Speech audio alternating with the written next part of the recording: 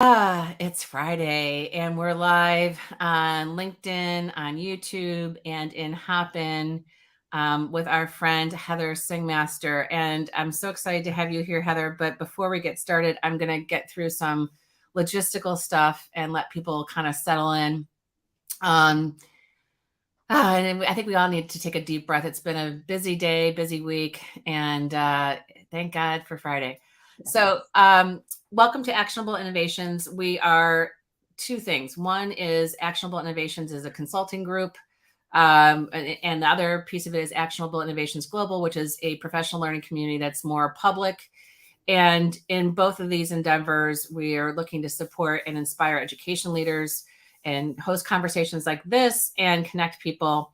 And we also write about global educational innovations and so on and so forth.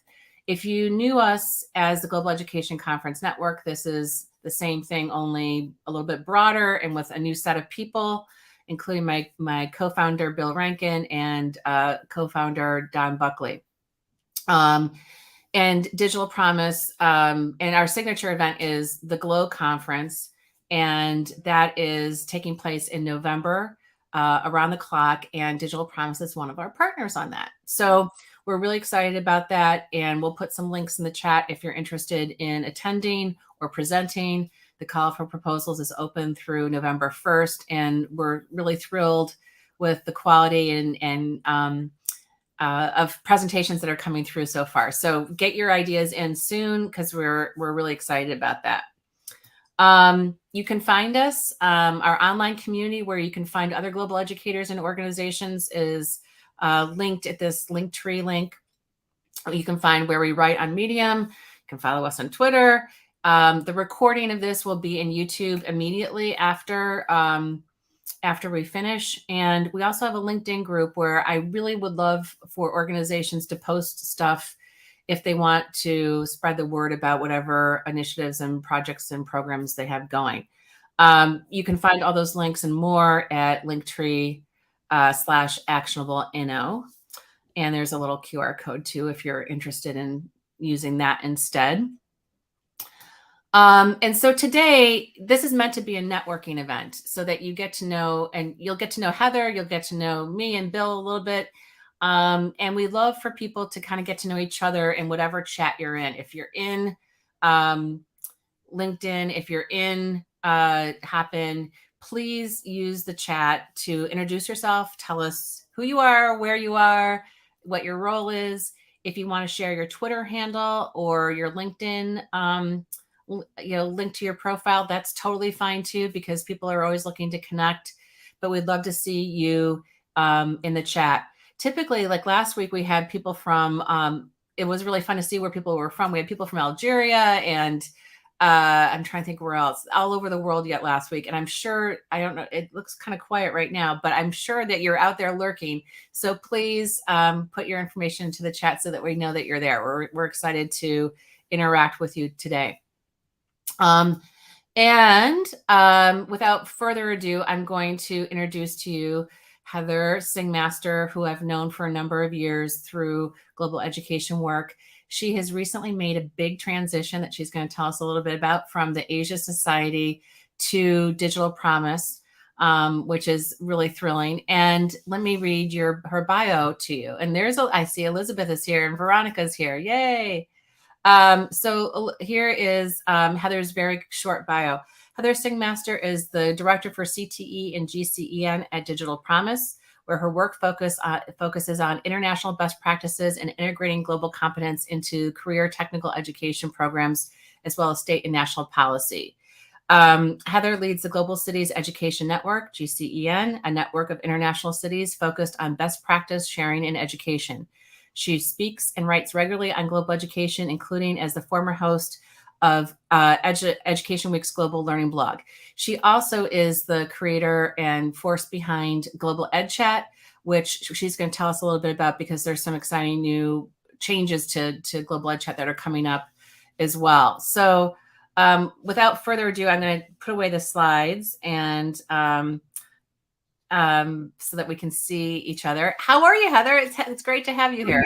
Good. Good, good. It's great to be here, and thank you for having me. And I'm sorry that I had to cancel earlier in the spring. I had COVID, unfortunately. So I'm glad we were able to reschedule, though. Yeah, and we have a new platform, and it's better. This is better than Zoom for reaching people, being able to broadcast on different channels. So I think that it's all for the better. And who hasn't gotten COVID in the last year? It seems like it was about a month later I had it. So that's one of the lessons learned from the era that we're living in, is you just have to kind of roll with things. I'll And roll with it. Be flexible. yeah, yep. So that's going on there. Now, I know that you were really nervous about Don's Proust questionnaire. He's not here because he's teaching right now, and I was going to pull up the questions and let me. I'm going to ask you a couple questions, and they won't be gotcha kinds of things at all. But so if any of you have ever seen the Proust questionnaire in the back of Vanity Fair, our partner Don has adapted it for education. And typically in Vanity Fair, it has a celebrity, and they say, things like, "Who's your favorite animal?" or whatever. And so we have questions that are similar, but kind of geared towards education. And it's kind of a good icebreaker for our guest, and to kind of ease into the conversation. But it's also a way for our audience to also respond in the chat too. So if you want to play the game at home, you can. Please do. Um, Yes. And so my first question for you, and maybe I think this is a relatively easy one. What's your idea of perfect happiness? What makes you happy? What makes me happy? I can talk about my happy place, actually, because I was just there the other weekend. So Right. every year we do a camping trip with friends that I organize, and we go up to this beautiful lake at the base of Mount Hood. And we just spend like the weekend floating on the lake, hiking, and it's just beautiful and picturesque. And although fire season now here on the West Coast means that we can't have campfires anymore, but we still Ah, do, and we decorate with lights and everything. So it's still lovely, and that's my happy place. yeah. And you live close to nature. That's the nice thing about living near in Portland, is that there's, an hour away or less is some beautiful place. Right. So, and for me, my happy place is similar. My happy place is, and you were there recently too, I think, is the Grand Tetons. I can just sit there and watch those mountains all day long. Yes. I went to camp there as a kid. My kids went to camp out there. So we've spent a lot of time, and I need a dose of that every few years. I'm much more of a mountain person than an ocean person. So we have the ocean like an hour away and the mountains an hour away. I'll always go toward the mountains. Yeah, I think I'm a mountain person too. Although I don't mind the ocean, but I'm definitely a mountain person for sure. Okay, next one. So that wasn't so bad, was it? No, that wasn't. Is there an educator that you most identify with or most admire? Hmm. And it could be a fictional one too. It doesn't have to be a real one. For Don, he said David Kelly from IDEO. Hmm. Um, I actually have a picture on my wall of the Dalai Lama, who is an educator, right? And whenever I'm really stressed out, I just turn and look at the Dalai Lama because he looks so peaceful, and everything that he's been through in his life, but he's still this force of nature, and people follow him and understand him in the way that he teaches is humble and funny, and he really gets his message across in a way that I wish I could as I'm speaking, but who can be the Dalai Lama? our friends in the audience, who inspires you, or is there an educator that your favorite, if, fictional or not, or non-fictional, is there an educator that inspires you?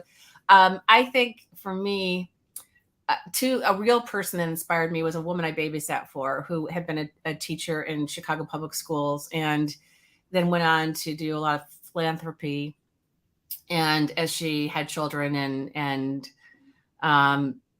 so she kind of got me interested in education and educational issues. So she's probably one influence. But then from fiction, I think about characters like, I still love Anne of Green Gables. I could read those books, any day. And when Anne becomes a teacher, and she has a teacher early in her life, Miss Stacy. And if you've ever seen the Canadian broadcasting version from like 20 years ago, Yeah. it's so true to the book. And I love that. So those are my educational heroes, I guess. And then the other one that the other question that we ask a lot in is, and this is, I think, a relatively easy one. What words or phrases do you most overuse? Oh, yes. So just I use all the time. I have to go back through my emails and take out all the so's and justs because I'm constantly starting sentences with so. I'm like, that is not appropriate, Heather. You're an editor. You can do better than that. So and just. So you'll hear me say it a lot, probably. Okay. My daughter is doing her first radio show at college, and I was listening, and she sounded like me because she was using phrases like, I'm always saying, you know what I mean? Does that make sense? And I'm always saying, does that make sense? Because I think I'm not clear or something. And she was saying the same thing. I'm like, oh gosh, the apple doesn't fall far from the tree. She was also doing a lot of ums, and I do a lot of ums as well. So those are a couple things that I could eliminate from my vocabulary. And the word awesome too. I think there could be a more descriptive word than awesome out there. I use Indeed a lot, and I noticed my son using it recently too. Is it funny? Is it funny? Our kids following our footsteps. Anyway, so let's get to our conversation. And I had some sample questions kind of prepared just to get us started. And I'm wondering if you want to tell us a little bit about global competence and how this word came to be, this movement came to be, and your involvement with it a little bit just to get started. Sure. So global competence started about 20 years ago. I was at Asia Society 18 years ago is when I started, and they had started moving towards global competence right before I started by so Asia Society's core mission is to really teach Americans about Asia, Asians about America, so that kind of intercultural exchange piece. But Vivian Stewart and Tony Jackson, who were the heads of Asia Society's education department at the time, were applying for the Gates Foundation grants for small schools, if you remember that movement. Yep. And so their view was that before we really get into the Asia piece, we really need to lay that groundwork for interest in the world. And so they got the grant and started this network of small schools, but realized, they were doing these global schools, but there was no real definition of global competence. And so they needed to start with that. And so they partnered with the Council of Chief State School Officers that represents all of the state chiefs of education across the country. And then we have our network of states and districts, the state's education network that we partner on with Longview. So we brought those two networks together to really make sure we had representatives and stakeholders from across the country who were in this conversation. We brought them together to meet, to come up with this definition of global competence. And I think people had this more of an understanding of cultural competence, which I would say is more of those skills of being able to communicate and work on teams with anyone from anywhere, those real practical needs that you have to interact with diverse people at work or in your community. But global competence, they decide, really went beyond that because it's having that knowledge and interest in global issues and challenges, realizing that they affect us all locally. COVID is obviously a great example. Climate change is a great example. So you have to know about those as well. And then the really unique part of the definition is that take action piece, giving students the agency to really go out and be advocates for change and to start locally and realize that what you do locally really does affect what happens globally. And so you have to empower students to do that. So that's where those 4 domains of global competence came in. It's that investigate the world piece, that interest in the world and how it works, the recognize perspectives, which gets at those core competencies of understanding others, respect for others, empathy for others. And one piece that we hadn't really done a lot around before, but is so important now, is that social emotional learning piece that really falls into that one. And then communicate ideas, which has always had communicate effectively with diverse audiences, but also to be able to use technology. And of course, now that's really important, as we've seen with COVID. We're all using technology to communicate. we're using it for jobs. We're now getting jobs in other places around the world from our homes, and this is how we're using it. So that's more important than ever before. And then that fourth domain of take action, which really makes it unique. And you can teach that in many different ways, which we can talk about, but empowering students by having them do these projects around global issues that are interdisciplinary in nature and really deep is a great way to do that. And then I think the last point I would just make is that, Tony Jackson always made sure what was front and center is that this is an equity strategy as well. This is about really engaging all learners. It's not just for an elite few, but by having global competence in your classrooms, you're showing that you respect other cultures, you respect the diverse students in your classroom, and you're more deeply engaging students. And we saw that through our International Study Schools Network, which was that network of small schools that was funded through the grants from Gates. That, when we did comparisons, the students in our schools had higher graduation rates and higher college going rates than similar schools within their districts because they had this global piece and they were so much more engaged.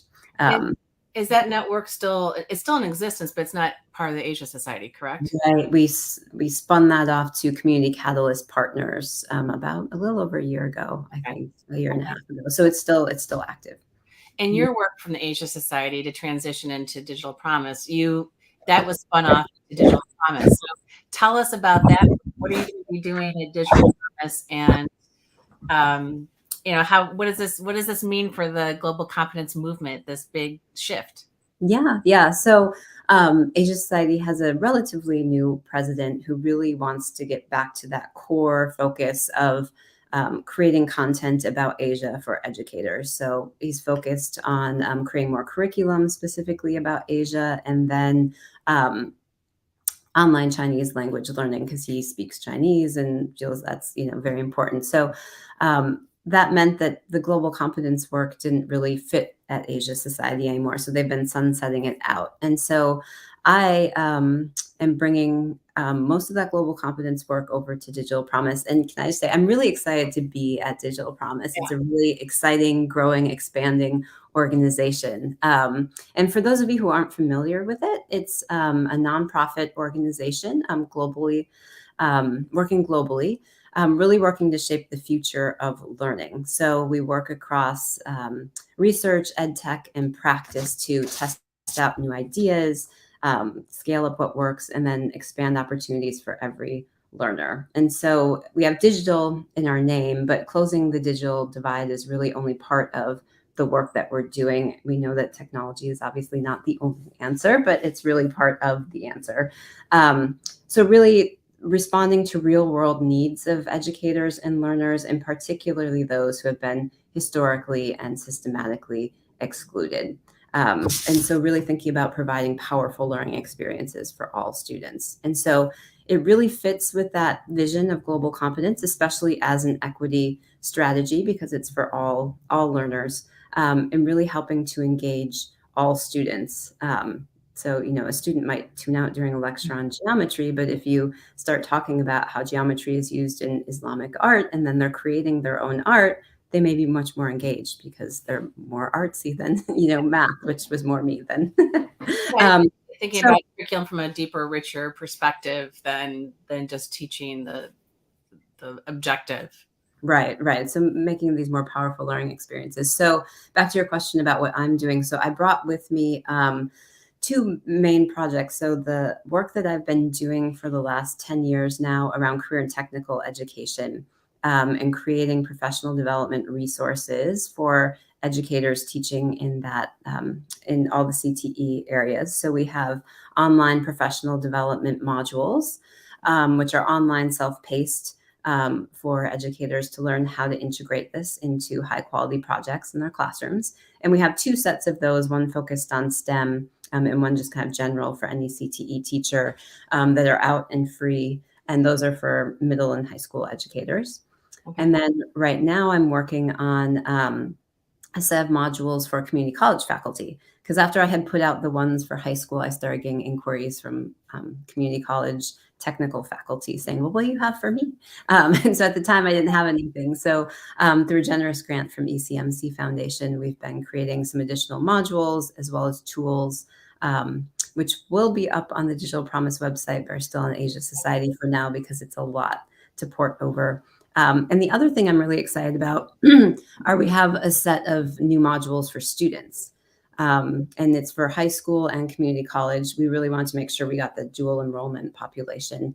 But it really, they help them understand what is global competence, why is it going to be important for both their jobs as well as life in the US, and then how do they kind of make a plan for how they can be globally competent. And if a lot of times students have these skills already and they don't know how to articulate them. So we take them through that process of how do you talk about these skills in a job interview. Yeah. I think that's really important to like the student ownership piece of this, like this, you know, how do you identify? This is one way that you can identify. Yeah, so they can earn a certificate, and then we're also looking at Digital Promise.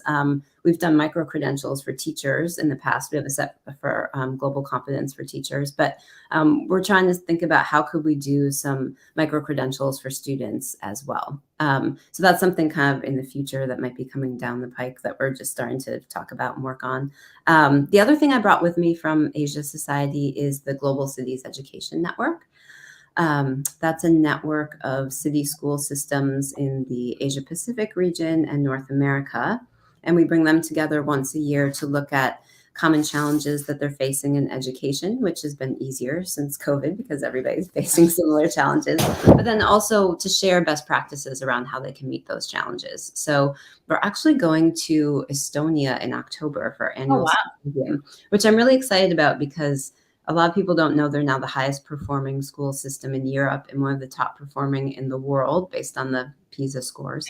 And so they've done a lot on digital literacy. And I think it'll be really interesting to see that and see how they're using that pedagogy and technology together in a really deep way, which I think will be a good lesson for us as we're moving into this hybrid ecosystem of education coming out of COVID.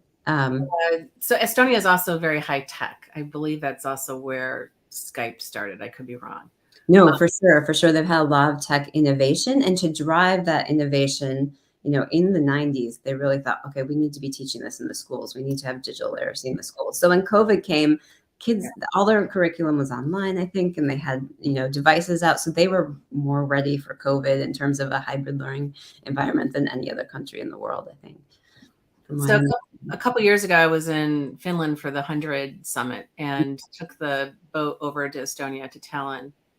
So I was there like hours, not very long. And if you're there, you need to go see the KGB museum that's at the top of this hotel. It's awesome. It's literally like it was during the Cold War era. It's a suite of rooms on top of a hotel where the KGB monitored Western visitors, you know, years and years and years ago. It's totally fascinating. So that's my one travel tip for you. You're also going to Australia too in this winter, or this fall. Right. Is that part of this network as well? It is. So in between our annual symposia, we have smaller working groups that are focused on more specific topics. So for the last 18 months, we've been running one around social emotional learning in the service of learning differences. Okay. Realizing we really need social emotional learning for all students. And so that's funded through Oak Foundation. And then we have another one on equitable school systems, which have been looking at where racism presents itself in the system and how can we dismantle that. So we're bringing both of those working groups to Australia to get best practices. There's a lot going on there, a lot of exciting research, and we'll get to see that in action. And we're working with the Indigenous Youth Council there to set that piece up. So I'm really excited about that trip as well. Yeah, I hope you'll write about that or do some reflection on that when you come back. I'd love to hear what the conversation was like. Mm-hmm. Yeah, sure. That would be awesome. Okay, let me look at my list here of questions because there's so much more. I guess one lingering question I have is leading to another question is, how does global competence differ than global citizenship? I know there's a lot of semantics around things. How do we differentiate between global competence and global citizenship? Is there a difference? And then leading into that, what do you think a globally competent teacher and a globally competent student looks like? Yeah. So I have not traditionally used the term global citizenship because there's been so much pushback in the US against that, because people feel like we're American citizens first. We can't say we're global Yeah. citizens, the whole UN pushback thing. Um, but I think, what I say is you have to be globally competent to be an effective American citizen, because these issues are going to affect you no matter where you live. I mean, look at climate change. Like, what was the statistic that came out in the Washington Post that over last summer, like 3 in 4 Americans or 2 in 3 Americans had experienced some kind of climate related, between the fires, the droughts, the flooding. Like, we're all experiencing it. And it's not something we can solve on our own, because obviously what happens in other places affects the climate. So just to be able to vote for in local elections, you have to understand what's going on globally. And then, of course, there are all kinds of other issues, from, immigration to COVID, that, we just can't solve on our own. So to be a knowledgeable American citizen, you have to be globally competent. So what do globally competent teachers and students look like? So one of the tools that came out of that defining global competence piece is, we had, and I don't know if I can show it because I'm blurred, but we had this book that came out of it, the Preparing Yeah, I have that. Yeah.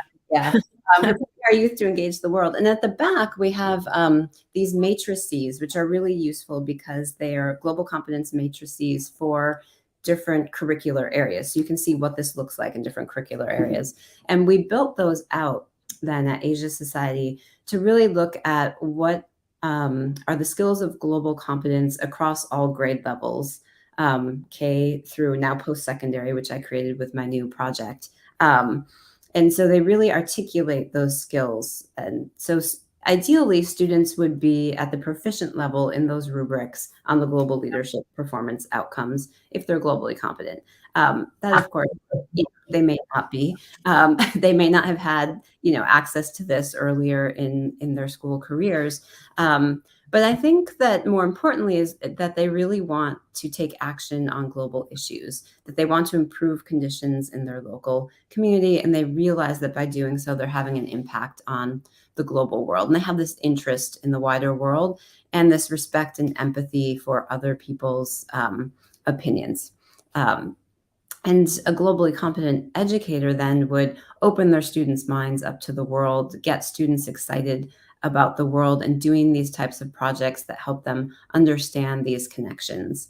And I think it's important for educators to understand that they don't have to speak a second language. They don't have to travel internationally. They don't have to know about the culture of every single country in the world to be globally competent. I think global competence is really evolving. We're constantly learning new things about the world.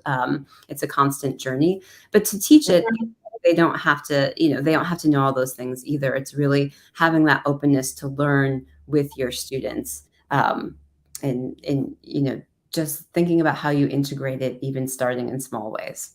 And it's a progression for teachers and for students. Like, there's no firm starting point and end point. It's something that you're always going to be working on throughout your life, hopefully.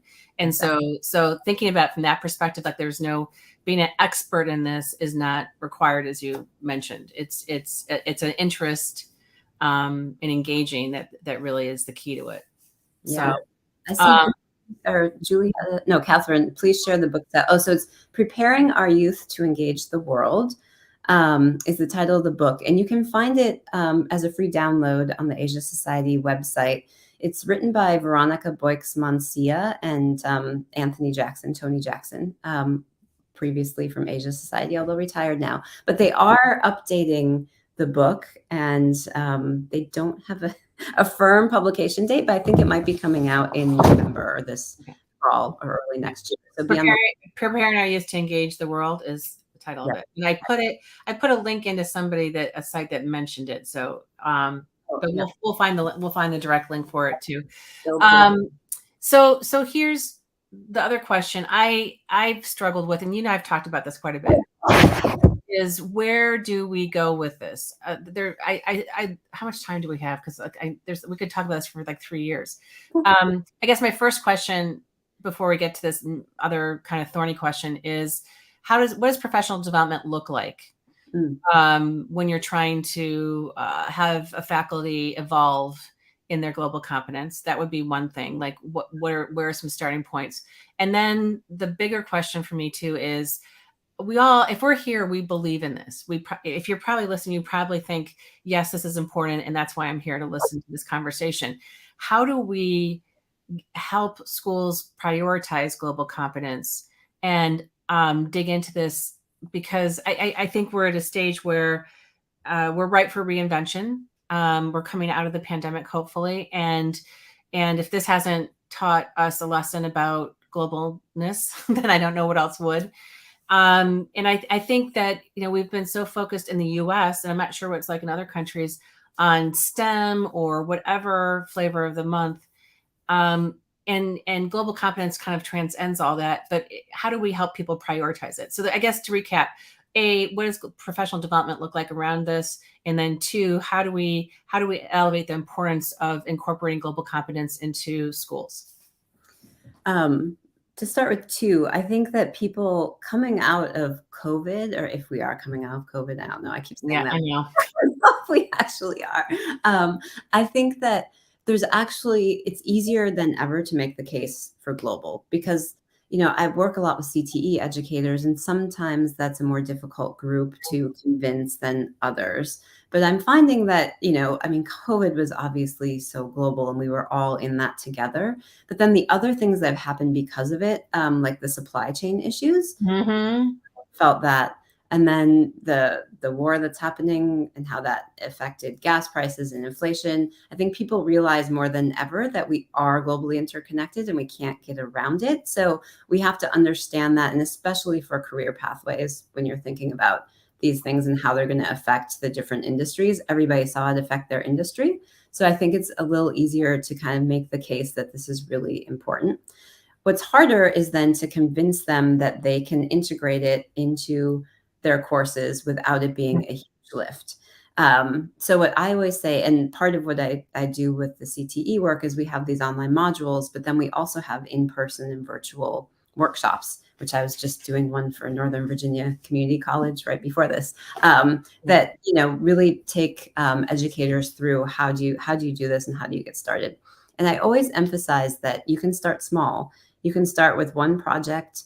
You can even start with one discussion question and see how that goes, and then take it from there. You don't have to completely overhaul your curriculum. It's not about starting a whole separate course on global studies that you have to offer to everyone. But like, as an example, people always like to use like teaching the water cycle. Like, you could do that very locally. You could do it across the US, or you could do a comparison, and you could do that with, just by looking at the local news or the international news for that day. Like, flooding in Pakistan right now is all over the newspapers, right? And so you could have one conversation about that, and that could be it. You've kind of opened your students up to thinking, oh yeah, this isn't just happening here, it's happening around the world. Or you could look at how that's being portrayed in other newspapers from around the world. So really getting students to think about, oh, there are other sources of information out there besides just what we get here in the US. I like to always look at like the British papers to see what they think about what's going on in the US and get like that other perspective. So you can do that. Or you could go even deeper. You could collect water samples and upload them to an international database, so you're contributing to international science. Or you could do a comparative project where you find a class in another country, and you go really deep and you really start thinking about, okay, what issues do they have there? How can we come up with common challenges and solutions and have students work virtually across the world? So there's just many different layers. And so I think schools have to understand that first, so that when they're bringing in professional development, they have to have that help educators understand that it's for everyone. It's not just for geography teachers or world language teachers or world history teachers, but it can fit into any course. And that it is flexible. They can look at the standards they have to teach, look at the skills they need to teach, especially when you're talking CTE, and then this enhances that education.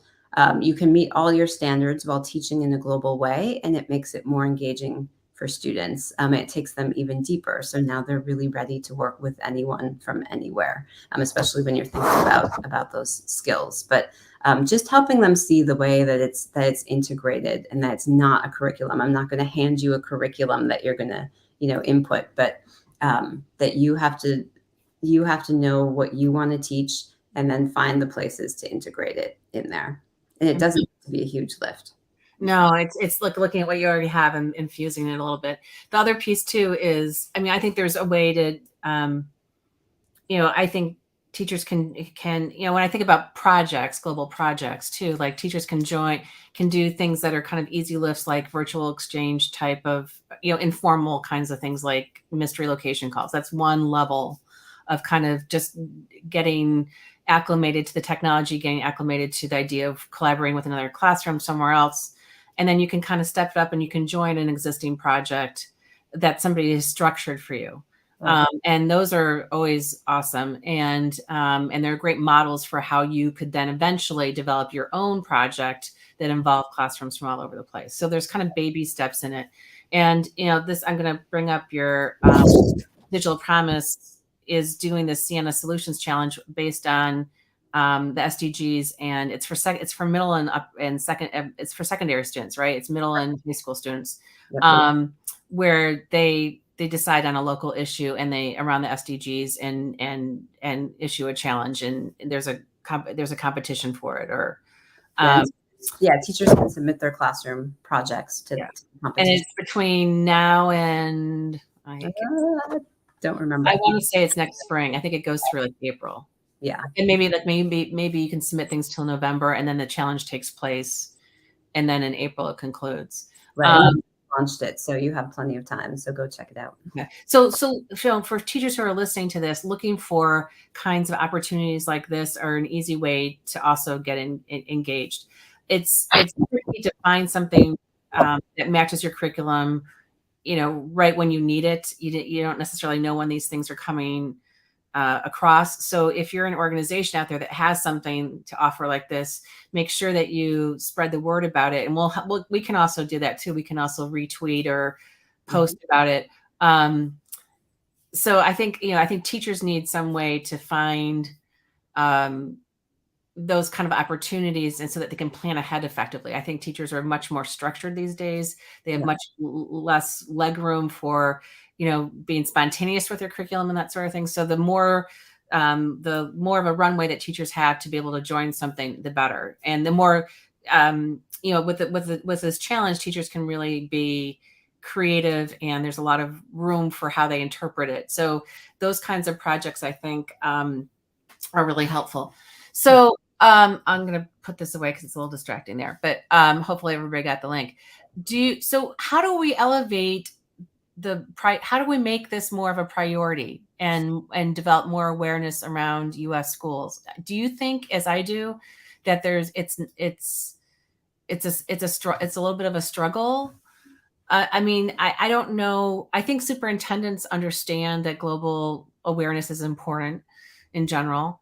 But I don't know if it's like number one on their priority list when they're trying to keep everybody healthy and happy these days. I know it's hard. And I think there is that social emotional piece that's in it. If you have more respect and empathy, then things are going to be smoother in your schools. I was at the conference this week. I think you may have mentioned, but I've been traveling this week. And so we had a panel of counselors and principals talking about what it was like during COVID. And you could tell that they had still been processing this. But as they were talking, what came through was that, they had all these issues around race, with all the protests and things that happened around George Floyd, and students needing a way to process this. But then there were things that were going on within the schools. And what happened was a lot of the students came up with a solution to this on their own. So in one school, students came across a respect and empathy, or they came up with their own respect and empathy training that then they went around to all the different classrooms in the school and they trained all of their peers on this. So I think, having these types of things are really important because that's what we need right now in this time where everybody is Mm. still really, struggling, as you said, with mental health. So empowering students and listening to students is really important. And that's part of global competence is, respecting others, having empathy for others. And we have more diverse student populations in our school than ever before. So coming at it through that diversity lens, I think the global competence piece through the diversity lens is one way to really make that conversation more prominent, because I think some people also in other places are tired of the DEI conversation. They're tired of being told that they have to do this. But if you frame it in the way of global competence, where we really need to know about these global issues, we need to know about the backgrounds of our students so that we can teach them in the individual ways that they need so that we can differentiate for them. I think that's another way of coming at it that could make that argument a little stronger. I'm reminded in your comments about involving students of my college that I attended, Beloit College, had students come up with during COVID the protocols for how people were going to engage in that sort of thing. Like they made up a kind of a code of conduct of during COVID. It didn't come from the adults. It wasn't a top-down control thing. It was developed by the students, and it was an opportunity for the kids to show some leadership and also to have their voices heard. And so if we even simple things like that, if you can think about, how students are represented in whatever you're trying to do. And it's really easy to kind of, forget about this, even though they should be our first and foremost priority. Mm-hmm. But always going back to the students, I think is really, really, really key. Mm-hmm. I think we should do some Q&A in a second, but is there anything else that we should know about your work going forward that we should be paying attention to, besides the challenge or anything that you want to alert us to so that we're aware of what's going on at Digital Promise, et cetera? Sure. There's a couple of things that are happening. So I mentioned that, we're thinking about different types of micro-credentials for students. I'm really excited about that. We also have a set of North Star goals that we're really focused on. And so one of those is to, I'm going to read it because I don't want to get it wrong, is to ensure that 30 million systematically and historically excluded learners have sustainable and meaningful experiences of powerful learning. And so powerful learning is really a set of principles guiding educators to design learning experiences that are more engaging. So they're personal, accessible, authentic and challenging, collaborative, inclusive. So I think this fits really well with the global competence work, as we've been talking about, and having those deeper level projects. So Sienna Solutions is one example, but we have a lot of other things happening on our website, and we'll be building that as well. To offer more of these types of learning experiences for students. And then one really cool project that I learned about that I didn't know about until I started at Digital Promise is the Learner Variability Project, Yeah. the Learner Variability Navigator. So it's a research-based whole child model where educators can go and find strategies to meet the needs of individual learners. So it looks at needs in the SEL area, the cognitive learning area, and curriculum. So as a teacher, you can go to the platform and you can say whether you want to find teaching strategies for math or literacy and for what grade level. And then you choose the different types of factors affecting students. So maybe they're not getting enough sleep, or, there are different types of factors. So you put in what you want, and that gives you all these different potential learning strategies that you can use. So it's really fun to play with, just to come up with the different ideas. And there's just hundreds of ideas in there, including a culturally relevant pedagogy guidebook. Okay. So Wow. you could just take and use, thinking about the global competence angle specifically. But it's a lot of fun to play with. So I really encourage everybody to go check it out. Okay, there's a lot to explore there. Yeah. It's amazing to see how Digital Promise has grown. Bill and I are big admirers of Karen Cater, who started it, who we know through the Apple Distinguished Educator Program. She used to run that when we were part of that program. And it's exciting to see that challenge-based learning is also being incorporated into the challenge, which is another thing that came from Apple originally. And so it's exciting to see. Okay, so Questions. Veronica, I'm going to put this one up here. Veronica asked a question. Would love your thoughts on how we can systematically integrate global competence across standard curriculum so that we can relieve some of the burden from teachers who've been especially overextended the last few years. And I think we kind of addressed this through starting small and looking at your existing curriculum and where you can plug things in. But I wonder if there's anything else you would want to add to that question from Veronica. Yeah, I think it's looking at that curriculum and seeing where you can add that global piece in, whether it's thinking about enhancing some or having students practice some of these skills by, maybe there's a debate and they have to take the opposite side than they normally would, so that they're thinking about different perspectives from different viewpoints. I think also if you are a career technical educator, we have a set of it's called the Common Career Technical Core, and we crosswalked it to the definition of global competence. So you can look at that and see for this common set of standards for your area, like if it's health, where you could teach for global competence, and then it has all these different resources that you can use. So it really helps you understand how you can take what you're already teaching and then integrate global into it to not only meet those standards, but really exceed and more deeply engage students. Okay. Anybody else have questions they want answers to? You know what we haven't talked about? I was going to say global ed chat. Yes, let's talk about global ed chat because that's really exciting, I think. Yes. So we have, many of you may know, but we've been running a chat on Twitter for, I don't know, has it been 10 years now? It's been a long time. It was weekly. We've gone down to monthly just because capacity, but also I think that's the way Twitter chats are going now. But so we gather each month we're moved it to Wednesdays, which is a big deal because we were always Thursdays. So we're now Wednesdays at 8 p.m. Eastern time in the US. And we have a new format, which we started playing with last spring, but we are doing the traditional Twitter chat for 30 minutes. And then we're going to all jump into Twitter Spaces, which if you haven't done that yet, it's kind of like Clubhouse. It's audio only, so you don't have to look at people's faces, but we can chat live there, which is, you're not limited to 250 characters then, because you can just say whatever you want. So that's being led by Lottie Dowling of Meg Global from Australia. So we bring in some guest speakers, some experts each month, depending on what topic we're going to have.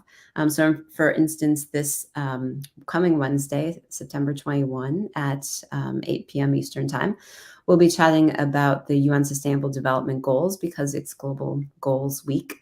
So we'll have Jennifer Williams joining, Lucy will be joining, and we'll have a few experts from Australia as well on the Twitter Spaces piece. So we're really excited about that. What are the other topics that we thought about?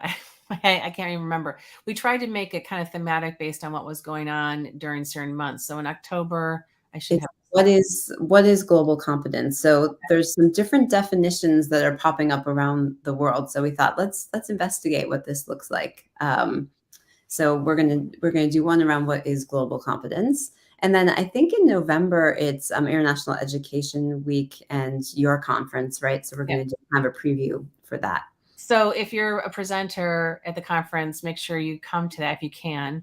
And maybe we'll get a couple of presenters to talk about what they're going to be doing in the Twitter Spaces or something like that. Mm-hmm. What other and then what else? And are we taking a break in December, or do we do it in December? It's a good question.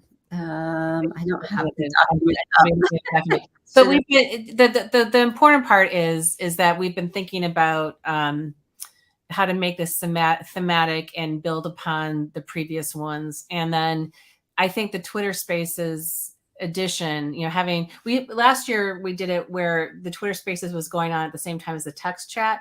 And it was a little overwhelming to listen and to type and to kind of monitor everything at the same time. So the text piece is going to come first this time, and then the audio piece in Twitter Spaces. And Lottie has done a phenomenal job of getting great speakers for that Twitter Spaces and great lively conversations. And those are recorded. So if you're not able to go to any of these, for time zone differences or whatever, if you go to Twitter and you search for Global Ed Chat, you're going to see all the text comments, and you're going to see the recording, and you can listen to it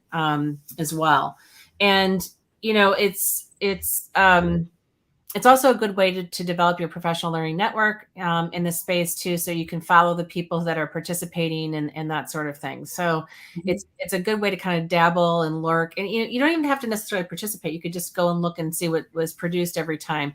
But I found it valuable. I found it really particular a couple years ago when you did it in partnership with other organizations on a theme. Yep. I thought that was great too. So if you're interested and want to know more about Global Ed Chat or want to partner with Heather or anything like that, make sure you reach out to her. Right. Yeah. We'd love for you to participate in any way. You can lurk, but it's also great to participate. But we do share, there's a lot of resource sharing because I always like it to be practical. So that's always a focus of it. So it's a great place to find resources if you're looking to teach globally. And I have put some of them, and maybe we should do this on a regular basis. I have put some into Wakelet, and I can find them and put them in the chat right now so people can see it. If you're not familiar with Wakelet, everyone, it's a great tool for curating. And what was the one tool that we used to use for Twitter chats where you can It's gone. It's not there anymore. Where you can archive them. Yeah. yeah, whatever, I can't remember what the name of it was, but this is kind of takes the place of it. Mhm. So I've put some into. If you go to the bottom here under events, I'll put it in the chat and hopefully it will show up for you. Too many tabs. This is our collection of global resources. At the very bottom, it says events, and you'll see the couple of Twitter chats that we've archived from last year, I think. And I'll do the same for this. I'll try to do this on a regular basis this year too, so that we have something to go back to. That's great. I think it's really helpful. And some of the other topics I just looked up, we wanted to do December around EdTech, and global education leadership was the one we were talking about for January, and maybe PBL and challenge-based learning for February. Okay. So those were some other ones that we're looking at. Perfect. That's But great. always open to other ideas and other partnerships if you want. Okay. So yeah. That's great. So we are now at 1:52. I'm going to put up some slides again, and just want to say thank you, Heather, for taking time here, especially when you're traveling to be here. It's great to have you, and I think we have to continually have this conversation so that we reach more people. So I really, really, really appreciate this. No, thank you. If you have not followed Heather, this is all of her information here. You can follow her on Twitter at Singmaster. Follow Digital Promise to find out what's going on with them. And you can connect with Heather on LinkedIn as well if you're looking to grow your global professional learning network. And then next week we're taking a break because I have a doctor's appointment. But September 30th, we'll be back with Christian Long from Think Global School's new learning studio. I'm really excited about that. I have not built all the assets out for it yet to register, but I should have that done within the next day. Christian is I just had a great conversation with him about his new role with Think Global Schools. If you don't know Think Global Schools, they are a school that is project-based learning based in different parts of the world every semester. And it's been going for about 10 years now, I think. And they have some important lessons to be learned and experiences that they're kind of encapsulating in this learning studio to help others do some of the things that they've done and more. And Christian has been a longtime friend, and we've both kind of done some work with school architects and that sort of thing. He's done much more in school planning than I have, but that's kind of how I know him from a long time, for over at least 10, 15 years now. So I'm excited about that conversation. Bill Rankin is going to be interviewing him. So join us on September 30th for that. Again, please follow us, all of our social media channels and that sort of thing if you want to get our content. Linktree/Actionable Inno is where you can find us. And then I think that's it. If you want to be a guest on this, I don't know what we call it, webinar, podcast, whatever it is, we'd love to have you. Send me an email at Lucy Gray Consulting, and we'll go from there. We are booking for, I don't know, we have a couple of people that I'm trying to book right now. So probably mid to late October and on is when we're looking to get more people involved with this conversation. And then finally, if you have not been part of our conference, we would love for you to get involved as an attendee, as a, let's see if I can find as a presenter. And the call for proposals is going to be going on through November 1st. The sooner you present or submit your proposal, the more ideal time slots you can get, because you'll book your own time. And we're filling up. It's really interesting. Like right when the conference starts on Friday, November 18th, that the first few hours are filling up.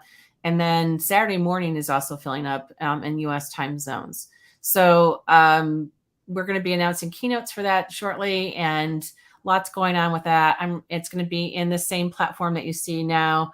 But it's a little bit different. Right now you're seeing StreamYard, and StreamYard powers is the video power behind Hopin.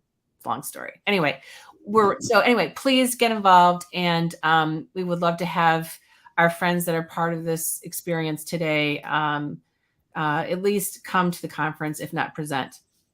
I'm going to take away the slides here, I think, hopefully. And I'm going to bring Bill in to say hi. Hi, Bill. If anybody has any questions or anything like that, please follow up with us.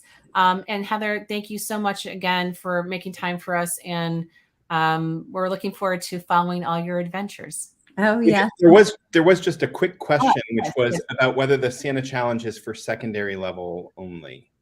Yes, it is. It's middle and upper. It's middle and high school students. Is my understanding. Yeah, I don't think it's elementary. No, but there are other things. Our newsletter. I did put out a couple things a couple projects that are going on right now that have just been announced that are for younger students too. One is a letter writing campaign from, let me see if I can find it, from the Pulitzer Center, where your kids can identify a local issue and then write to an elected official.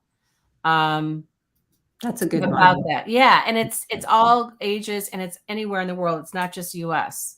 And so in our newsletter, you'll see a couple of, I'll put them in here. You can see those, there are like 4 projects I listed this year or this week that came up from, I just found on social media.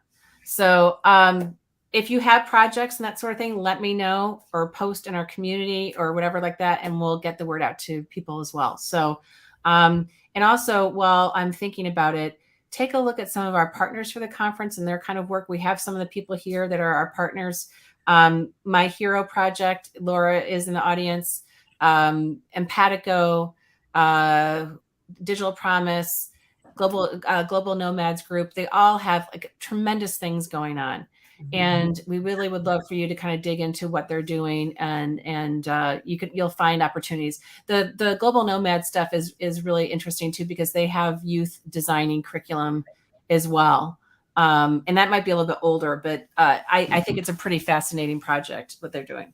So without further ado, I'm going to end the broadcast. Thanks everyone for coming. We'll see you September 30th with Christian Long and at the conference in November. Thanks for everything, and over and out. Thanks, Heather. Bye.